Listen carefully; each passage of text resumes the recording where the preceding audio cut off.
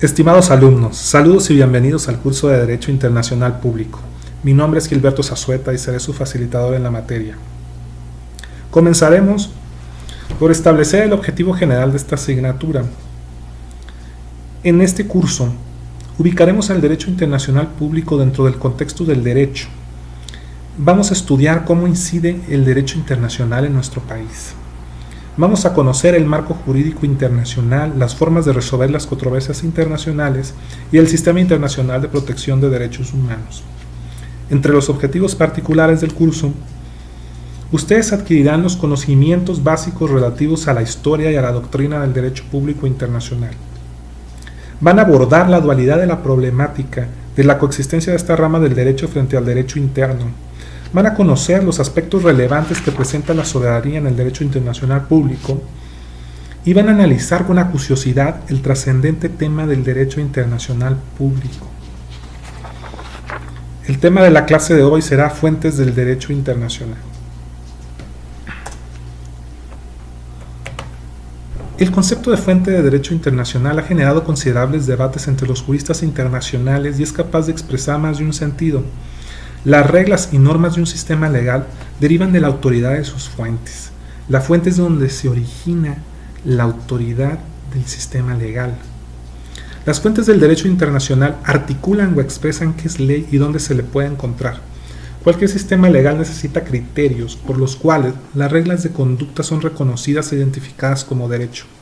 Cuando nos referimos a los sistemas legales nacionales, algunos autores se refieren a fuentes formales y materiales.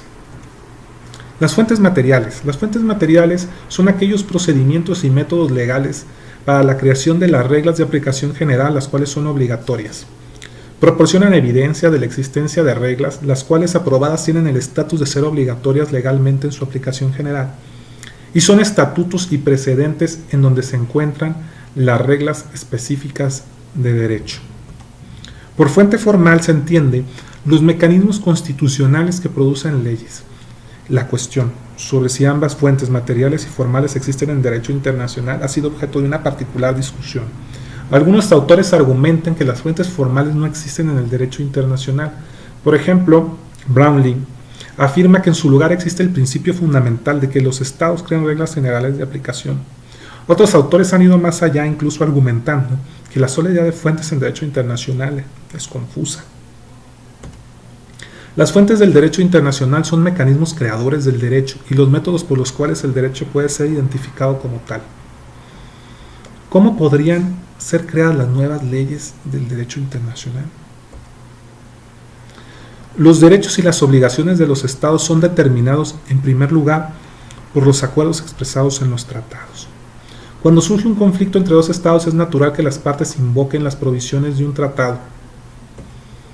La Corte Internacional de Justicia, cuya función es decidir conforme al derecho internacional las controversias que les han sometidas, debe aplicar para su resolución las convenciones internacionales, sean generales y particulares, las cuales establecen reglas expresamente reconocidas por los estados litigantes.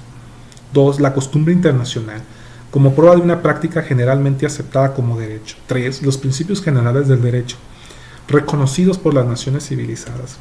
Y 4. Las decisiones judiciales y las doctrinas de los publicistas de mayor competencia en distintas naciones como medio auxiliar para la determinación de las reglas de derecho, sin perjuicio de lo dispuesto en el artículo 59 del Estatuto de la Corte Internacional de Justicia, que consiste en la decisión de la Corte no es obligatoria, sino exclusivamente para las partes en litigio y respecto del caso que les haya sido sometido a consideración.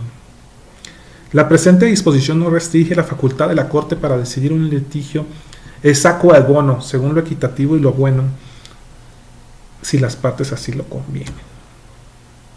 El tema de las fuentes del derecho internacional es un tema muy interesante, puesto que como no existe una legislatura global, los autores de los tratados han tenido que recurrir a una investigación exhaustiva para localizar dónde se encuentran diseminadas estas fuentes.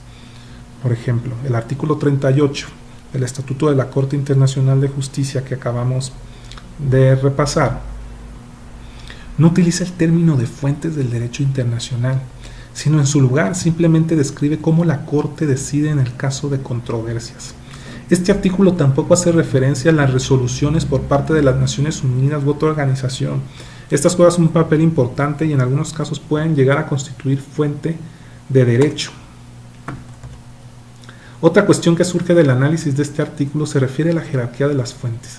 Esta jerarquía no es rígida, sino que quiere dar un orden práctico con el cual la Corte esperaría, de acuerdo al orden que aparecen, se deban someter las disputas.